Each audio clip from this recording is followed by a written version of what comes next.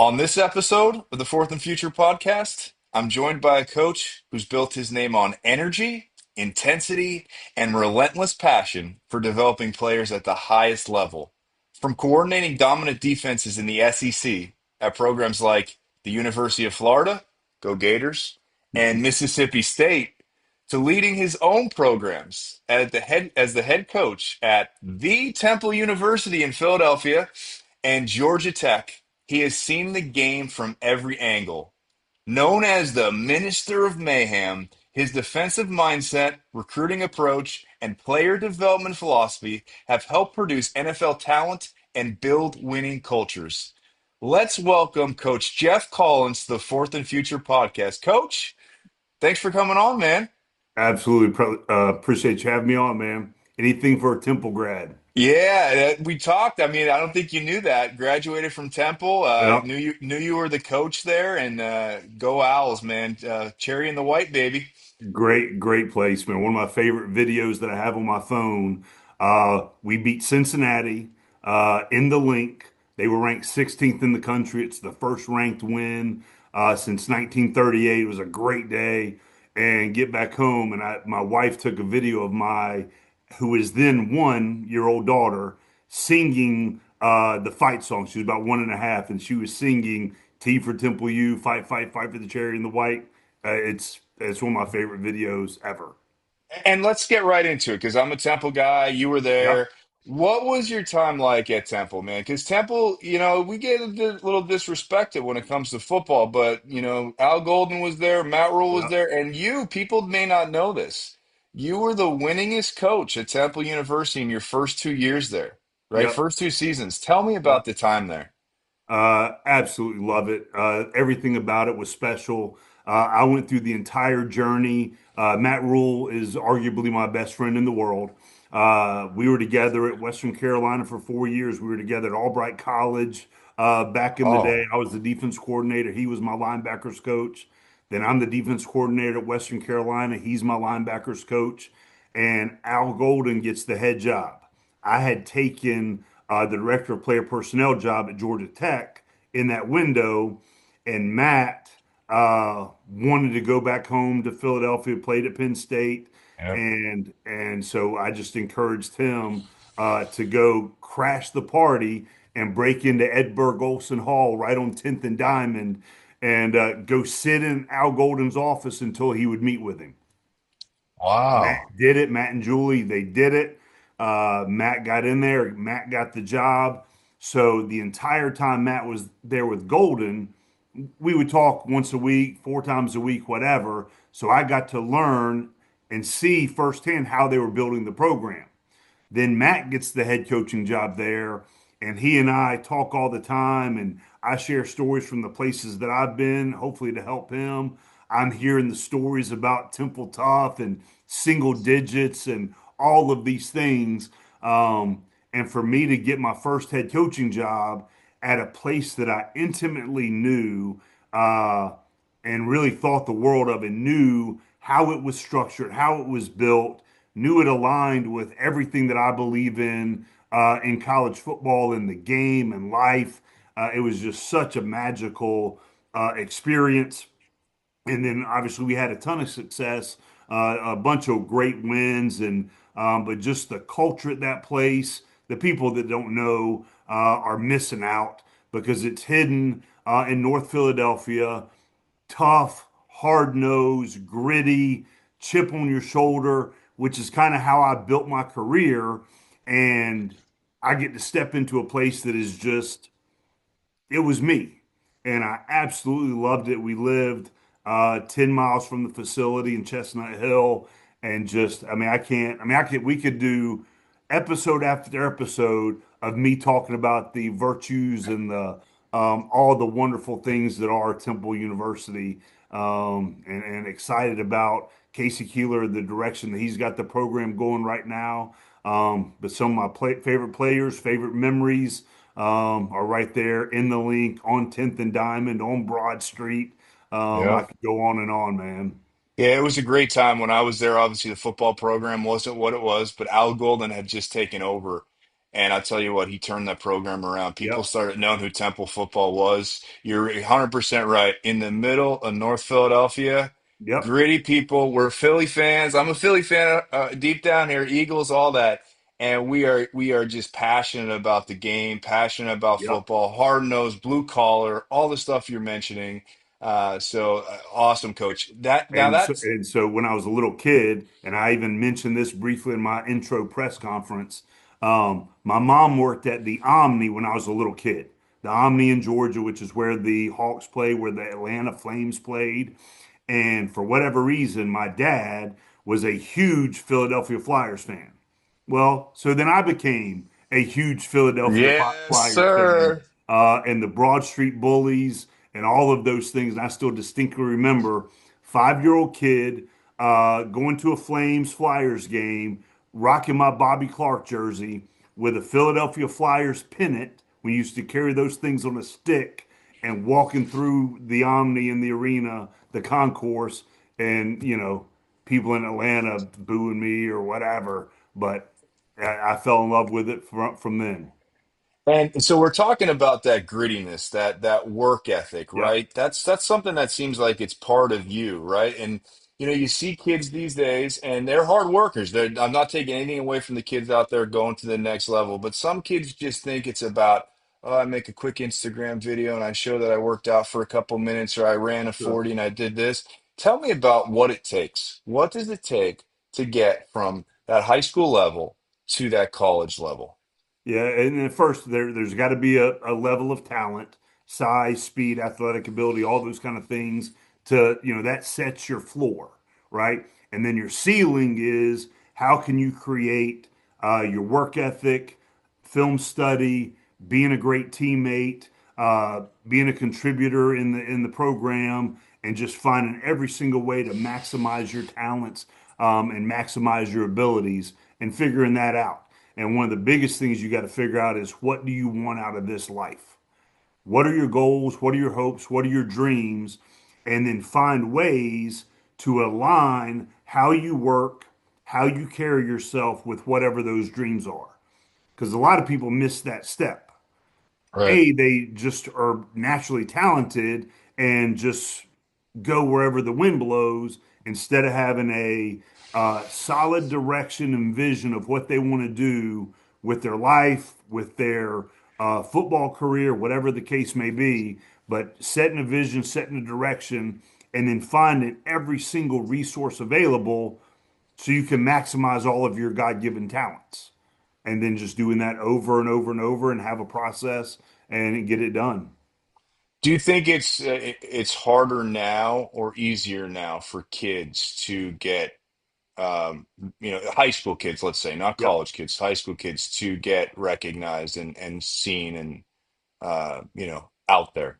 So I think it's much easier now to get noticed, to get seen, to get recruited, to be evaluated. There's so many ways to maximize your profile, but behind it, there's got to be some substance. Right. You can have a great 4-minute huddle reel, right? A highlight film or whatever. But what about the other, 98 minutes of game film? That better be pretty good too. And one of the biggest things, so I worked for Coach Saban as his director of player personnel in 2007. And the thing that always amazed me with Coach Saban was the attention to detail and the level of uncovering every stone on every single recruit that we went after and the constant evaluation phase that we went through the entire recruiting process. A lot of guys think you put out a 4-minute highlight video, it gets to the recruiting guy gets to the position coach, it gets to the head coach, offer, commit, and the process is done. And maybe that is the case in some places. But Nick Saban's won, what, 7 national championships now? Right. Right. Arguably, with not a very big argument, the greatest college football coach of all time. And his process was just a meticulous, repetitive finding every single thing you could about every single player that you brought into the program. And I'm sure all the guys have heard about Julio Jones. He was the number one player in the country when he came out. And obviously, he signed with Alabama. It was a great, great thing for everybody. But I still distinctly remember watching game 8 of his high school tape, the good, the bad, the ugly of it, with Coach Saban. And I'm like, this is the number one player in the country. What are we doing still evaluating this tremendous player and a great kid and a great worker? But we were still evaluating him, even though, we knew he was the top player in college football. But coach just wanted to know, how does he play against elite competition? How does he play when the competition might not be as good? How does he play when he's up by 50? How does he play when he's down by 30? Who is this young man? And if I'm going to coach him for the next 3 to 4 years, I need to know as much as I can about him so that when he's one of my players, I can maximize his ability, push all the buttons to make sure he develops to his full capacity. So knowing what his workload ability is, knowing temperament, mindset, ways he can improve, I found that fascinating. Not every program is going to be that way, but I would say more and more it's becoming that way, especially when you're getting recruited out of high school. And I like that you said that because I've heard, people talk about, seen kids, listen, you have bad plays, they mess up, you give up a sack, you fumble the ball, you throw an interception, and then it's how do you come back from that, and Yep, how do you handle it when it first happens? Because it's an intense game. You come off the field, you start throwing your helmet, you start yelling at teammates, you start pointing the finger. And on those cameras, the wide shot of the huddle, you can see all of that. right, So, like, sometimes I try to tell kids it's tough, it's an emotional game. Relax, chillax, right. think about what you're doing because coaches are looking. You guys are looking at a lot of stuff. A lot of stuff. And then one of the biggest things that I think is when you go to get to see a young man in person. So right now, coaches are all over the country going and watching high school practices. So they're out there, they're visiting with guidance counselors, they're visiting with the coaches, they're visiting with teachers, and they're seeing how this young man is in the school, how he is at the practice field, how he is with his teammates.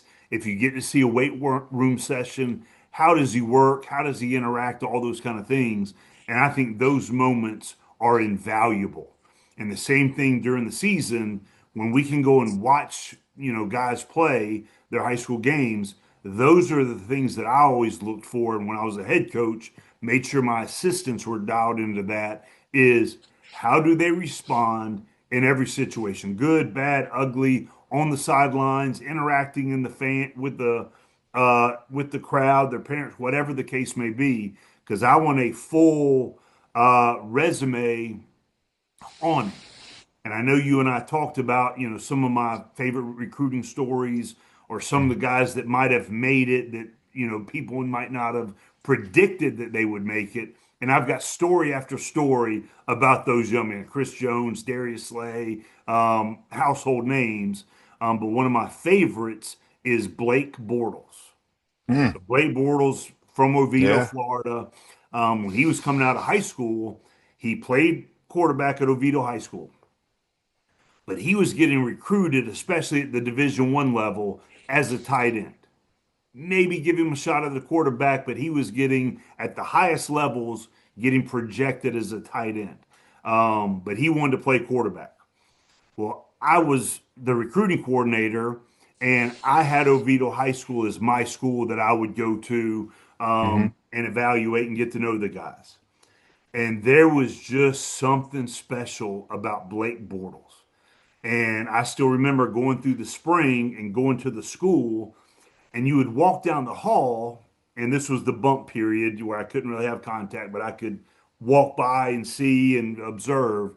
And when Blake Bortles would walk down the hallway, every single kid in that school would have an interaction with Blake, Huh. whether it was a teammate, whether it was a cheerleader, whether it was somebody that was on the drama, whatever.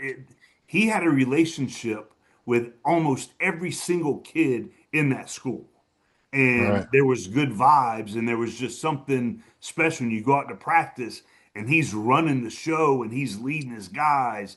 And I was just drawn to him. And I went back to George O'Leary, who was the head coach at UCF at the time, also was the head coach when I was at Georgia Tech as a baby coach. And I'm just like, Coach, there's something special about this kid. At worst, he'll play tight end. At worst, right? Right. But he might mess around and just be because he had arm talent. He was a really good player, but he was just special as a person and as a leader and as a connector of humans. Well, we signed him as a quarterback at UCF, and then 3 years later, maybe it was 4 years later, 3 or 4 years later, he's the star quarterback, 13 in one season, beat Yeah. Baylor in the Fiesta Bowl. Blake Bortles is the third pick in the NFL draft to the Jacksonville Jaguars. And I'm just like, those kind of things matter. The intangibles matter. How you treat other people matter. How you interact with your classmates, how you interact with your teammates, how respectful you are to your teachers. All of those things build a resume of who you are, and all of those people. And this can be said by a lot of kids that I recruited and coached and all those kind of things. But the stories that the guidance counselor speaks about you, the stories that the teacher, your math teacher, even though you may not love math, what do they say about you? Do you work hard? Do you pay attention? Do you try? All of those kind of things. And another piece that I would always look at when I go to a school, roll into the school, you see the academics, you see the grades. I always want to check on the attendance. How Mm. many times were they tardy? How many times did they miss? What was, do they show up? Was a big thing for me as well. And to tell me about the recruiting process. What's that process like for you as a coach? Not as the player, but the coach. I mean, I swear to God, do you sleep? Like, do you like what's your sleep schedule? Do you even sleep? Right. Yeah, it was it's busy, it's hectic, and really as a college football coach, there's not, especially in this day and age with the way the calendar's structured, there's not a lot of family time. There's not a lot of time with, your wife and your kids. That's why I'm really enjoying the phase of life that I'm in right now. I'm getting to maximize, excuse me, all the things that I missed out on. I mean, there was a 3 year run when I was a little baby coach that I did not see my wife awake for 3 years. That's how Wow. hard we worked, and so that's just the nature of it. Obviously, you got to have some sacrifices to make it, but it's a grueling schedule. Now, when you're out there and you're on the recruiting trail and you have that kid, right? And his athletic ability, you've seen it, this is the guy, you're going to go visit him. And they go to practice and they bring him out. And there's other players from the team there. Now, Yep. some of those other players are like, "Oh man, look who's here," and they're there for that kid, right? Right. They're there for that one guy. But what would you say to the kids that they're not there for you, but what would you say to those kids while they're at practice just to Yep. be doing? So what I would always do is that you keep an open mind. You're watching who you're watching, right? Or there's a couple of guys that might be fringe guys that you need to keep an eye on. But a lot of times I'd be at practice, and let's say I'm the defense coordinator at Florida, and I'm watching one of the top defensive players in college in high school football. And I'm out there and I'm watching, I'm doing my due diligence. But every now and then there's going to be a kid that kind of flashes. And he flashes, you kind of watch him, flashes, you watch him again, and he might not have been, the size speed for right now for the Florida Gators, but I'd call some of my buddies and be like, hey, you got to get up here to Seminole Sanford High School and check this kid out. And the word of mouth spreads, and just your reputation, your work ethic, all those kind of things. And a thing that I would always try to do, and I tried it when I was a head coach, imparted this on my assistant coaches as well, is the kid that you're watching, don't stand near him. Go somewhere else on the practice field, but still watch him. Hmm. Because people, when there's a direct eye on them, are going to give Hmm. their best show. They're going to show out. They're going to work hard. They're going to finish through the line. They're going to be the first one in line. What do they do when they think nobody's watching them? Mm, Who are they when the cameras are off? Who are they when the spotlight's on not on them? And I think that bit of information for me was invaluable. Even when I was a linebackers coach, defense coordinator, I wanted to find those things out about those guys that I'm going to have connections with, spend every single day monitoring their academics. I'm gonna spend every single day monitoring their work ethic in the weight room. I'm gonna have to coach them in the meeting rooms. I'm gonna have to coach them on the field. So I want to make sure I can vibe with this kid. I can get the most out of him, and that he's not going to be on 18 lists that the head coach is going to get on me about. right. And as a head coach, I would make sure I imparted that onto my assistant coaches as well to make sure bring the right guys in the program that you vibe with as a position coach, so that you can develop them and get the absolute most out of them and maximize all their God-given talent. And in the day and age of social media, Instagram, TikTok, all the stuff that these kids have now that's Right. at their fingertips, the kids love, they'll show, offered, and Sure. they make a different post for the offered, and then the committed, right? Committed. What does that mean? We see it all the time. Committed. Does it mean anything until the pen goes to paper and you're there? I think it depends on the young man, depends on the support that he's got around him. I think it depends on the schools that are recruiting him. So all those relationships matter. And I just think that, I don't think poorly of a young man who goes through this process. This is the first time he's gone through this process. Right. They're not always going to handle it the way everybody in the world wants them to handle it. So I don't think negatively on guys that go through, what some would say an up and down recruiting process, because this is the first time he's gone through it. He's bound to make some mistakes. He's not going to do it perfect for every single fan or coach's Hmm. taste, but you got to have a little bit of grace and benefit of the doubt when you're dealing with somebody that's 16 to 18 years old that Right. has all of this attention, and is trying to navigate this, and you don't know the kind of advice that they may be given. Some of them might be very structured, have very sound advice coming from every single angle. Other young men do not. And so those kind of things factor into all of it as well. So I think there's a little bit of grace that needs to be shown to these young men as they're going through this process, and just, a level of care to help them navigate this, what can be very difficult, exciting, but it can be difficult at times as well for them.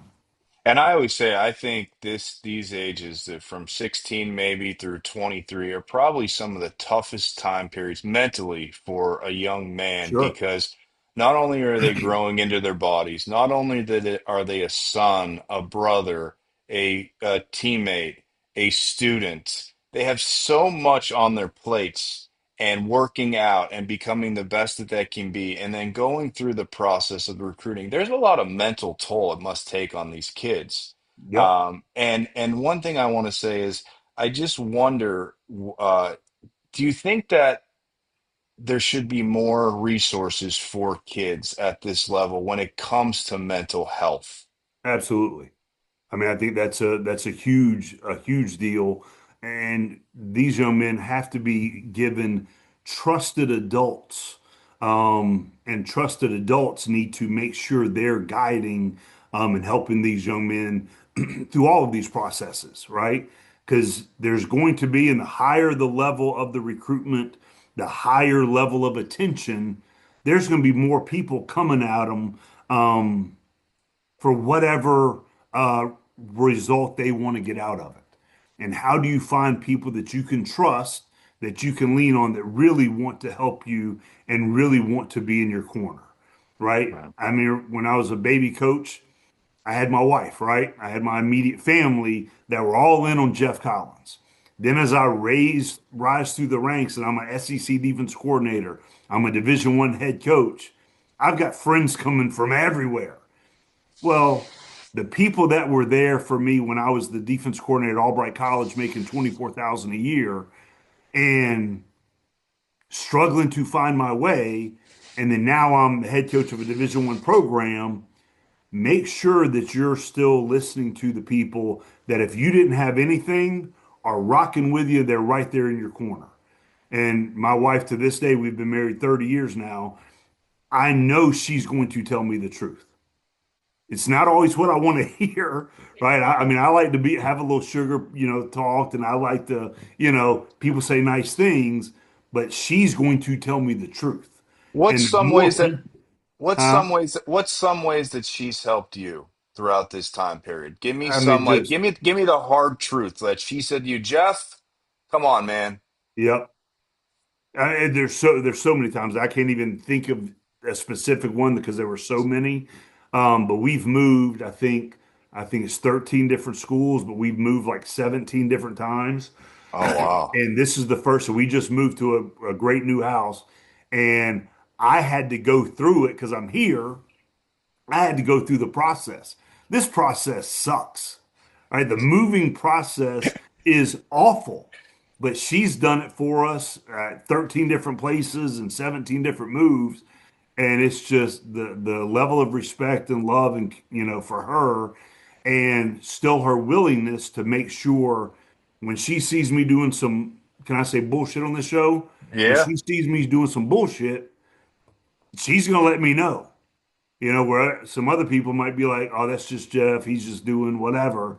But she's going to call me out. And I think having those kind of people in your life and in your corner that are willing to tell you the hard truth because they care about you.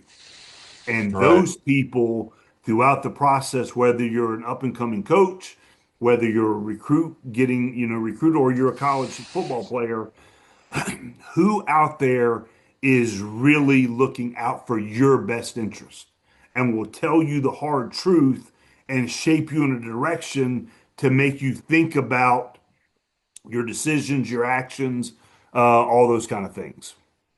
And now the biggest thing everyone's talking about is the word, the three letters NIL, right? Yep. That seems to dominate now when you hear about high school players and college players, the NIL and the transfer portal, that's another big key term everybody Sure. talks about. How has the NIL changed the way coaches build a locker room? Okay. So the easy thing that people say from the outside and even the inside is that everything has become a transactional relationship. Give money, XYZ, get this result. That's what people think it is. And the transactional piece, in my opinion, has become a crutch for coaches to not build relationships and not develop the guys to their fullest in every phase of their lives. These young men still want to be developed. They may be getting NIL deals. They may be getting money that they've never had before, and people in college football have never had before. But they still are young men that have hopes and dreams. They have goals. They want people to be real with them. They want to have relationships. They want to have trusted adults.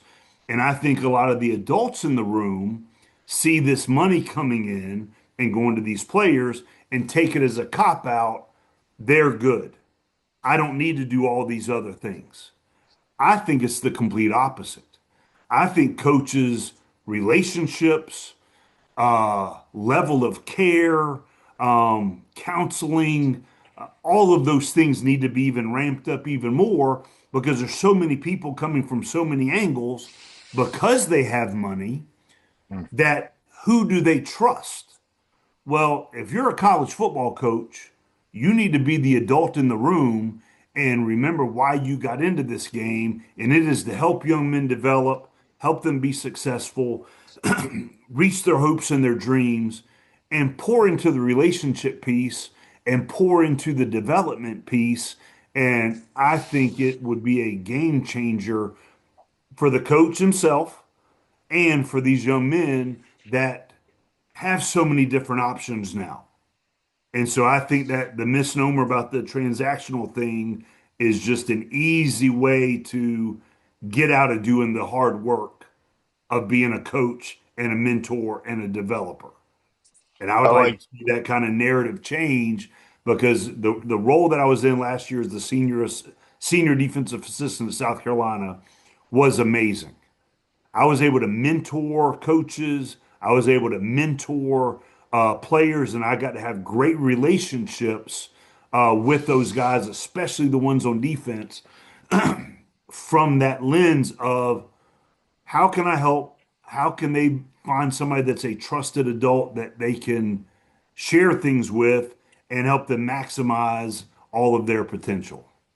And obviously, money helps with certain things, but I think kids really, and you tell me your opinion on this, kids pick a school based on do they like the coach? Do they Right. like the staff? Do they have a relationship with the staff?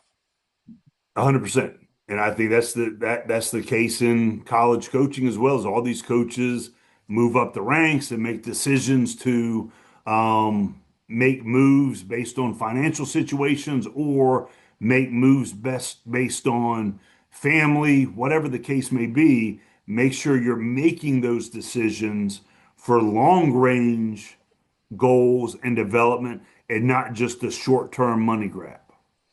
And, coach, I've had on a few different coaches, right? I've had on, you're obviously a Division One coach yourself. I've had on Division Two coaches. I had on a JUCO coach who just started a JUCO program in Jersey, a Love it. first year. And we were talking about the differences from JUCO, Division Three, Division Two, Division One. And I just want to see your thoughts on this. So you got high school kids and they're being recruited, and some are the 5 stars, the 4 stars. And then you have the other kids, as I call them. And I don't mean that in a negative connotation, just the other kids. And some of these kids think, well, if I'm not going Division One, my football career's over. This is it. My dream's done. I suck. I can't make it to Division One level. But they don't realize that a lot of, with the transfer portal, a lot of coaches are going into that portal and pulling kids out, right? Yep. So the high school kids are like basically losing spots, as if let's just say it that way. There's not as many spots. Facts. So take the chance and maybe go to that JUCO for a year where you're still going to grow mentally, physically, height wise, maybe, right? Yep. Or that Division Two offer and just go kick ass there. And I Yeah. guarantee you, the Division One coaches are looking at those places. Am I right? 100%. And I think the higher the level, the less there is going after high school recruits. And I think this is a great time if you're an under recruited or maybe you're in a small program that didn't get notoriety, just go play ball and go have a blast. And it goes back to what do you love doing? Do you love playing ball? Do you love getting to play college football on a Saturday? Is that your hope and your dream? Well, go do it and maximize everything that you've been given ability wise, and then see what happens. I think it's 20 years ago, if you didn't get a FBS Division One offer, well, the chances of you moving up to getting there, it was done after your senior year of high school. Hmm. Now, I mean, you can go JUCO, then you can go Division Two, then you can go to the SEC. That can be your college football career arc, and I don't think there's any shame in that at all. And now let's get into you. Let's get into your love of football. Where did this Yep. all start? Where did this energy, this passion for football begin? Little guy that my parents didn't let me. I played 1 year of little league football, and then they wouldn't let me play until I got to middle school. So it's kind of pent up. I wanted to play so bad. I loved it. I still remember as a little kid growing up, almost every single Saturday in the fall, my parents had me either at a Georgia game or a Georgia Tech game or some college football game on every college football Saturday. That was just what we did as a family. And I fell in love with it. The tailgating, sitting in the stands with my parents. And now looking back on it, I've been doing this for 30 years. and have yet to get that experience with my own family. That's why I fell in love with it though, was the bonds I made with my parents, the excitement of going to the game, all those kind of things. So I'm even thinking about, this fall taking my wife and daughter and just being a college football fan, going to see my buddies coach and get it the whole experience in. Anyway, but that's kind of where it started. And I don't know if this was a thing when you were growing up, but the little electric football men. Oh, I've So the seen them. Yeah, electric, yeah, yeah, so the electric football table that would vibrate and whatever. yeah. Well, I wouldn't do the vibrating part. I would just get there, and I was the latchkey kid growing up. So my both parents, they worked all the time. I was home alone a lot. And I would just get my 22 little electric football players and just make plays up. And I would play for hours, hours, just moving the guys around, just having a blast, and just loved everything about football and the pageantry and the tradition and, the hopes and dreams of one day, playing on that level. The coaching piece hadn't hit me just yet, but just loving every single part of it. And then college game day started, I think when I was in middle school, maybe high school, and just I was hooked. And then, so tell us about the process. Then you played, you coached. Tell me about. You don't have to go into long details, but tell me Sure. about the steps up and how Yep. you made your way. So played high school football, Rockdale County High School. Had a great time. Then went to Western Carolina as a walk-on, and then became a 3-year starter after being a walk-on. And great, great experience. Loved it. And I still remember graduation. I was an exercise science major, but graduation, we had a post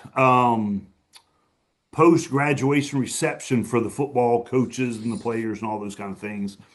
And I go to it, and it's a great, saying goodbye to my coaches, all those kind of things. And my head coach, Steve Hodgen, kind of toward the end, we're walking out, and a very intimate, special moment grabs me by the hand, and he said, "Geoff, if you ever want to coach, you have a job with me anytime you decide that you want to be a coach." Wow. And that was kind of a light bulb moment, because I had always, looking back, the reason I was a 3-year starter wasn't because I was the biggest and the fastest and all those other things, but because when Geoff Collins was on the field, everybody else would get lined up. Everybody else would know what to do. I would tell everybody what their job was, and I would kind of run the show out there just because I knew it and it made sense to me.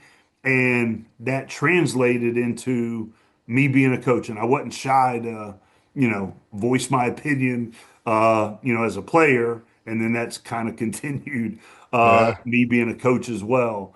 But then I decided to be a coach, and the rest is history. And I'm an underdog guy, so I like the underdog story. I love the walk-on story. Hmm. Big Rudy fan. I'm a big Notre Dame fan, even though I went to Absolutely. Temple. And my first guest actually ever on my podcast was Vince Papali. And Yep. Vince lives down here in Jupiter, Florida. Shout out to Vince. Love the man. If you don't know the Vince Papali story, you got to check it out. They made a movie about him. Mark Wahlberg plays him. Walked on to the Philadelphia Eagles, and the rest is history. Phenomenal. I love those stories, but tell me about what it takes, and even for your story, what it's like to be a walk-on. Right. What does it take? Like what did you go through just to try to get like, hey, I'm here, I want to be part of this. Yep.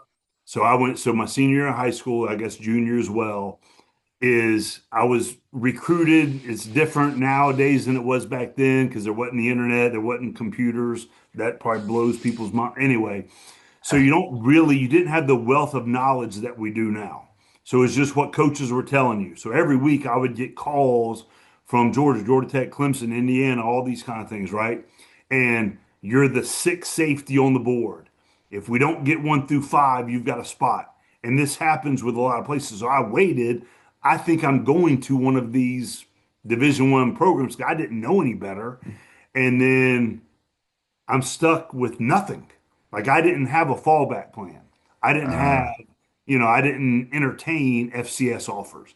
I didn't entertain Division 2 offers because I thought I was going Division 1, and these coaches were calling me. I'm super cool, and it's just going to happen. Well, it didn't. So what do I do now that I'm not going to one of these Division 1 programs? And so I chose to go to Western Carolina as a walk-on. And here's the amount of respect they had for me, Rob, when I got there. I was a corner, a true freshman walk-on corner, and they gave me number 92. Oh, True freshman defensive back wore number yeah. 92. Now, I was one of only two freshmen that played that entire season. And I started on every special team. I was the backup rover, kind of a strong safety nickel hybrid. So I was the backup as a true freshman walk on. And the way I did it is I got to practice, and I don't advise this to anybody, but on every single practice in preseason camp, I would challenge the starting quarterback, all conference quarterback, and get in his face in every single practice and would be the first to everything and run down the field on kickoff and blow things up just to get noticed. Well, then the next year, and this is why the single digit tradition at Temple resonates with me so much, is after that, my freshman walk on season, I got put on full scholarship and I got jersey number 5. Congratulations. That was a badge of honor and became a 3-year starter. But the way I did it is I started at free safety, then I started at strong safety, then they tried to out recruit me. Well, I couldn't get faster, so what could I do? I could get bigger. So I moved outside backer my junior year, started. What they tried to do? They tried to out recruit me. And so I couldn't get faster, so I got bigger. I moved inside linebacker and was a 3-year starter, safety, outside backer, inside backer, and had a really good career. But that experience helped me later on in life because being a defense coordinator, I could see it from all of those different spots. Then I've coached secondary, I've coached linebackers, and I've gone back and forth throughout my career. So just the having that taking a negative, turning it into a positive, actually helped me later on in life as a coordinator. And I like that because that just shows growth, right? You got to adapt. I mean, we're constantly changing technology, the world we live in general. People lose jobs. You can either sit down and die, or you can Yep, say, "I'm going to go out there and figure something out." And that's exactly what you did yep, there, which is yep. amazing. Now, give me one word or one sentence, if one word's too tough, to describe your coaching philosophy. I mean, energy is one you already said. Yep. Relationships, development, um, care. Those things really matter to me in the coaching space. And then give me some of your favorite, obviously you've coached some great talent throughout the years. Give me a Right. few guys that really stood out to you, like, man, this either good person, just a talent. Tell me about some of those guys. I'm A so lot. blessed. I'm so blessed. I mean, I've coached so many great players. I'd have to go through Yeah, all of these different places that I've been, and even like let's just say Division 3 Albright College. My lawyer is the all-time interception leader at Albright College. So those kind of relationships have lasted me and will last me a lifetime. And the Chris Jones, who's all pro defensive tackle for the Kansas City Chiefs, he every kid knows who he is. And he is special to me. He's in my heart. But all of the guys that I've been blessed to coach and teach. Big play Slay, Darius Slay, who just retired. great. I mean, I could just go on. Chauncey Gardner Johnson is special to me. I mean, there's so many. All the Mississippi State guys, the Temple guys, and I love my favorite story about Temple guys is when an NFL scout or a GM will hit me up about a Temple kid. And the easiest thing, I'll just be like, what number does he wear? He Ah, wears number 7. That's it. That's all you need to know. He wears number 1. That's all you need to know. You're a single digit dude from Temple University. I don't need to know anything else about you, I know exactly who you are. And, the last two places I've been, and I've been asked about, the players at those places or last three places. And my answer about some guys when I get asked, he would have been a single digit for me at Temple. That's it. That's all you got to say. He's tough. He's accountable. He works hard. He's a great teammate. All of those things are encompassed in knowing that you wore a single digit at Temple University. So shout out, Awesome. shout out Temple Tough. And out of all your stops, from Temple to Georgia Yep. Tech, from Albright College, which one changed you the most as a coach, and why? That is a phenomenal question, and I'm looking behind me at the helmets. I can see them Yeah. through the screen.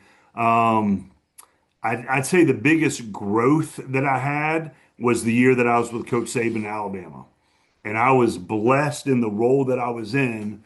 Um, I was director of player personnel, but also was helping on the defensive staff as well. So I was with Nick Saban from 7:30 in the morning when he got there till 10 o'clock at night when he left. I basically never left his side except for when he ate lunch. And really when he ate lunch, we were watching recruiting tapes. So I never left his side. So just having the access to Nick Saban for a year that nobody else can have because the assistant coaches don't have that because they're game planning, they're in the position meetings. I was with him the entire day in the D staff meetings, watching recruiting film in the staff meetings, all of those things. And it was an invaluable time to peek behind the curtain to see what makes the greatest of all time, who he is and what his process is. And that right there is the Nick Saban playbook. That's the policy manual right there. And over the last however many years it's been since I was with him, 19, I guess, being able to draw back on those lessons, those experiences, those philosophies have been invaluable. Now, I'm not personality wise, I'm not the same as Coach Saban. So going to work for Jim McElwain at the University of Florida, so right here, some of my favorite games and playbooks and all those kind of things, is I've been blessed to be around some great coaches. But the biggest lesson I learned from Jim McElwain was be yourself. You can have learned all these things from Nick Saban and Dan Mullen, George O'Leary, Mario Cristobal, who I was with at FIU, won a Great conference coach. championship, right? Great coaches. But don't try to be carbon copies of them. Learn what you've learned, apply the knowledge that you've gained, but be yourself and be your personality. Because one of the biggest things, and you deal with high school athletes a lot, is players know a phony. And anytime Hmm. you're disingenuous to who you really are and what your nature is, that creates a level of distrust. Distrust hinders development of relationships, of their abilities, all those kind of things. So having that as a basis and a foundation of trust is hugely important. So And being yourself, even though you've had, great coaches that you've been around, great mentors, all those kind of things, but still be true to yourself. every coach I've had on said the exact same thing you just said, legitly the exact same Yep. thing. Be yourself. But use, you're it's a hodgepodge sometimes. Okay, I take a little piece of this and this, but I got to be me. I got to have my philosophy. I got to do what I do, Right. which is amazing. Now, I'm going to go back to Temple just really quickly. Heck yeah. Obviously, it's near and dear to my heart. Graduated Yep. from Temple, Philly guy, through and through. You're at Temple for Well, two hey, years. favorite cheesesteak pot, real quick. So I got a new one. I used to be years ago. It's Del Sandro's. Oh, stop. I That's the one. You're good. but There hold on. doesn't need But to be a used to. hold on. Okay, go ahead. I like Angelo's. If you haven't had Okay. Angelo's, and then there's a new one, Skinny Joey's cheesesteaks. Yep, I got it. Those three. But yes. So you're at Temple. You're winning. You're winning as coach in the first two seasons. Yep. What? You leave. Yep. What happens? Like, tell me about that process, because I remember following along. Obviously, I followed Temple football, and I'm like, dude, what the heck, man?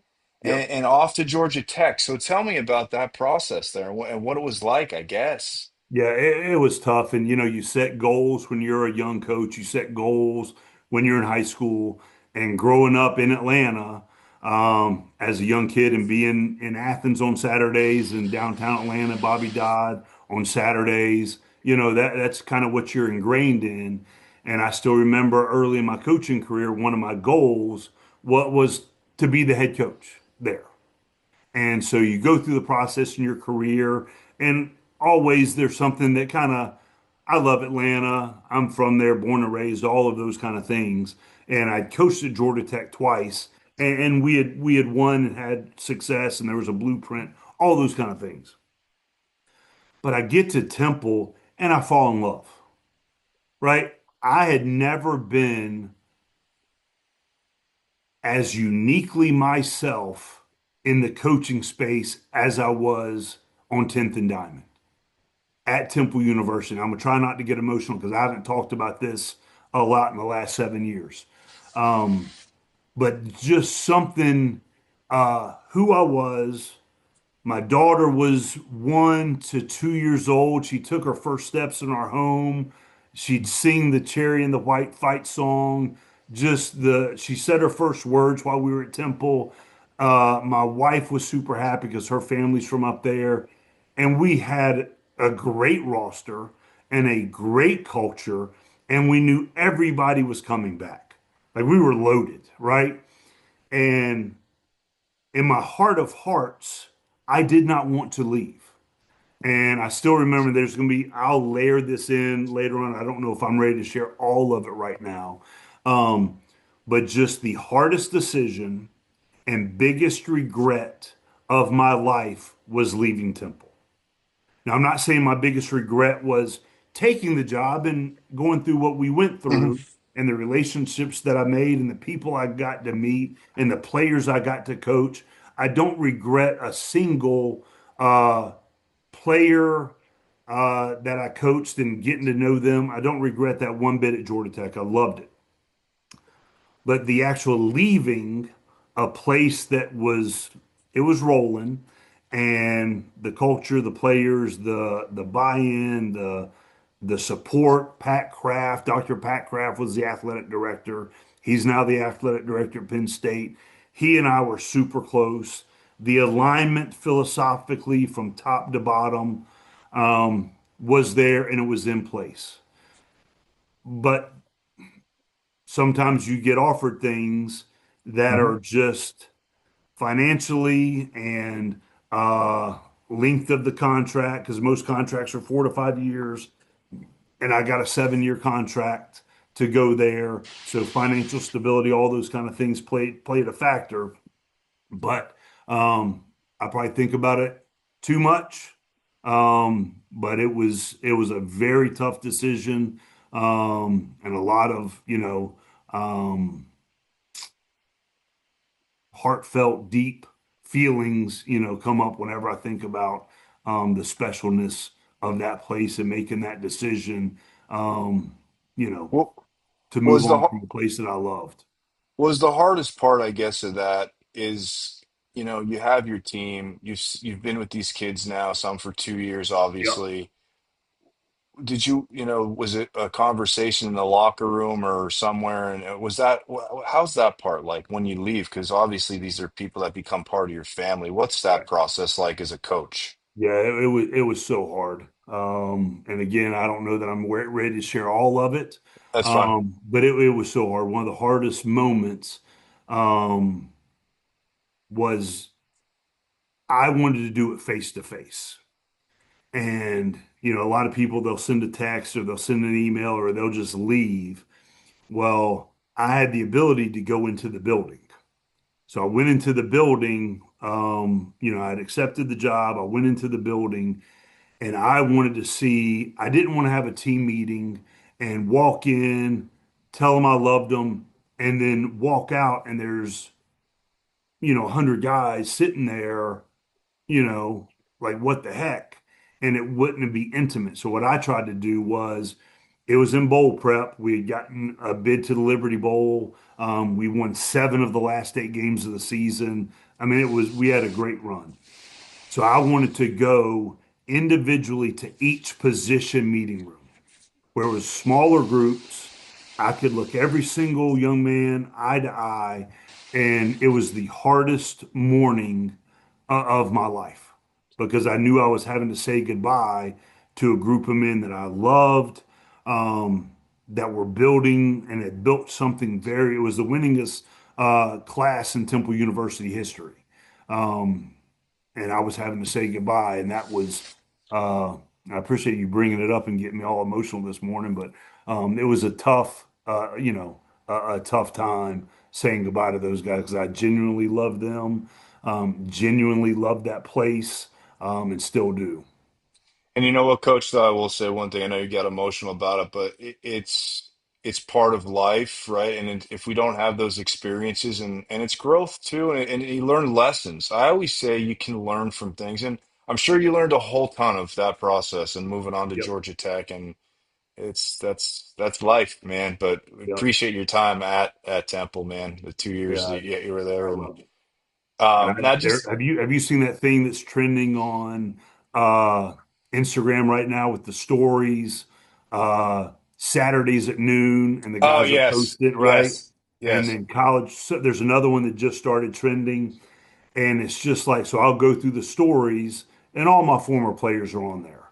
And what I try to do is when, my dudes are posting things and, intimate snapshots of their life is, you heart it or you can flip it up and give an emoji is I try to do that. And what it does for me is uh it's like giving them a hug. Just there's somebody that, I truly care about. I'm not getting to be around them right now, but they shared a glimpse of their experience, whether it was at Temple or Mississippi State or Florida or whatever, or Georgia Tech or UNC, and they're posting something that means a lot to them, right? If you're putting your favorite picture out there for the world to see, well, I just want to make sure, A, somebody saw it, man, and somebody knows who you are and thinks the world of you. So when that kind of stuff happens, uh, it's not just me. I don't do it flippantly. I don't do it without purpose. I do it just to say, hey, man, you mean the world to me. And I just want to make sure you know that I appreciate you. And you know what? Again, I'm gonna hit you again. I love the emotion behind you. I love this is why I love the game of football. This is why I started this podcast. I sat with my wife. I had just lost my job, and she asked me what my passion was. And obviously, I'm not on the level of you as a Division I football coach. I've coached youth sports for years. I've been around the game. I've played football. I love it. And I couldn't answer the question when she asked me the question what my passion was. And she said, I know what your passion is. And she knew it. She looked at me, she goes, it's football, sports. You Right. love it. And you can see it just the same thing is coming through, which coach, it's awesome. Just a few more questions. I won't take much Yep. else of your time. I appreciate Can your we have time. some fun now? Yeah. So how do we get Minister of Mayhem? What is the Yep. Minister of Mayhem? Tell me about it. So I'm with Coach Saban at Alabama. Then I go and I'm the linebackers coach, recruiting coordinator at UCF. And I'm still trying to figure out, I'd been a coordinator at Western Carolina, I'd been a coordinator at Albright College coming up, so smaller places where I got to really do some out of the box ideas and some crazy blitzes and, crazy philosophical things that really worked. And, but I'd also been around some mentors that were very strict, very super attention to detail, which is great. Um, Grinders, work long hours, all those kind of things. That's who I'd been surrounded by. And I started, I'd read a lot of books. and I started reading a lot of Pete Carroll books and what he did at Southern Cal and how he did it and the fun that they had. And that kind of was my personality, but I'd never been in a football environment that was aligned to my personality. They were all aligned to my work ethic because I don't mind working hard. I love working hard and the grind, and it's valuable. But the personality that I've always brought to it, I'd never been in that kind of organization firsthand. So when Pete Carroll came on the scene, it just a lightning bolt just struck, and and I kind of took off with that, and I built a pyramid, a coaching pyramid of what do I truly believe in. And so I get the defense coordinator job for Mario Cristobal at FIU.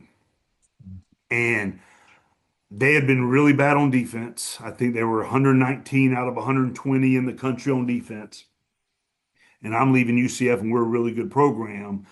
But I want to go make a name for myself at Division One, and I want to blitz, and I want to be coming from all different kind of angles and do out of the box things, which I did at Albright College, which I did at Western Carolina, but I hadn't always been able to do at some of the other places. So I built this pyramid of what I truly believe in and having fun, having juice, having energy, getting guys to just cut it loose and just play ball. And I go to FIU and we win a conference championship. We lead the Sun Belt in almost every defensive metric, coach some great players, and had an absolute blast doing it, right? And I felt that season I was fully myself. I was running around high fiving, hip bumping, and just the out of the box kind of dude, and it worked. And so Dan Mullen calls me to come be the co-DC linebackers at Mississippi State, and I go there, and I'm the defense coordinator for Dan Mullen for 4 years, and that nickname, Kyle Niblett, who was assistant SID at the time, he's the one that coined the phrase, and it just took off. And at FIU, there was a new metric of a Mayhem index category. Mm. Tackles for lost sacks, pressures, interceptions, turnovers, blah, blah, blah, all rolled into one metric. We led the country in it. Well, then for the next 6 years at Florida and Mississippi State, number one defense coordinator in creating mayhem in college football. So I had to, part of it had to prove the nickname was valid, but also it gave me the freedom and the alter ego to be out of the box, to be a free thinker, to blitz from creative angles, and it worked. And so that's kind of where the nickname came. And I think I read this somewhere, is when Kobe Bryant flipped the switch to become the Black Mamba, that mindset when he was on the court, when he was in the gym practicing, that mindset transformed him into something that was pretty special. Well, off the court, he was a great husband, a great father, all these kind of things, and he kind of became that. But when he stepped on the court, and it's kind of the same thing I kind of did. I'm a good dude off the field. Like Scott Satterfield was the offense coordinator at FIU. He's now the head coach at Cincinnati. He and I are dear friends, but he still tells the story that the Geoff Collins that's out at practice going against him and the Geoff Collins that's back in the coaches' offices or around our families, those are two different dudes, man. Like that's his favorite story to tell everybody. And going against at practice, he said he would hate me. And then we'd be in the locker room 10 minutes later, we're boys and having fun. Because like I just hated that dude for the last 2 hours. And then, but I really like this guy. And so just being able to flip that switch in a competitive environment to become what you need to become for the team, for your players, I think is something cool to tap into, It's the Jekyll and Hyde, I guess, I right? guess. So, a couple more questions. I promise this will be it. You talked about mindset. You talked about that just right now. Yep. How important is mindset compared to talent? That is a phenomenal question.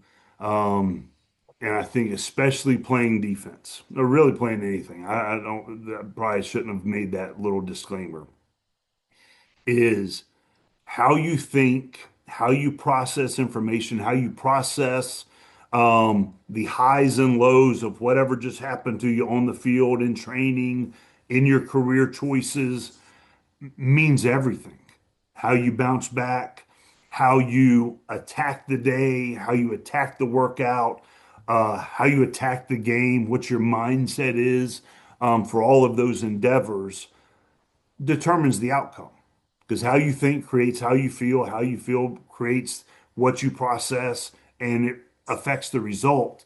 So I think that part, I was a educational psychology major in graduate school at Fordham University. I was an organizational psychology major in graduate school at Georgia Tech. And that piece of the game fascinates me. The psychological impact in training, leading up to the tip, and then throughout the game, and then downloading the information post game to make corrections. All of those things are critical to development and growth and all those things. Yeah, the psychology behind sports too. I'm watching the Flyers and Penguins game last night, and the Penguins were getting pushed around, and Flyers were like trying to get them into fights, and you could see it taken away from some of their Sure. thing. But last thing I'll ask you, Coach, is there if you could go back in time, right, and you can see young Geoff Collins, Yep. what would you say to him right now from the position you're in? Yeah, the biggest piece is enjoy the ride. Enjoy the relationships that you build throughout your career. Um, the staff, the families, all those kind of things, and take time with your family. If there's things that I regret, the most is missed time from the family, and just making sure you carve out time for your family, for your spouse, for your children, and then make sure you take care of your health as well. Because I know it's a cool thing, and I did it as well with the energy drinks and getting all jacked up on Mountain Dew and all these kind of, things. But make sure you take care of your body, take care of your family, take care of your mentals. Marshawn Lynch said it best, right? Take care of your mentals, so that you, by taking care of yourself and making sure you're aligned with your family, you're going to become the best version of yourself for your players. Doing it the other way around is going to lead stress to relationships, lead to stress in your health, all those kind of things. So I would just say enjoy the ride, enjoy the relationships, but take care of your health, your family, and carve out time, even though you're on the ascent and you're on the grind, and this next move is the move that's going to make all of it.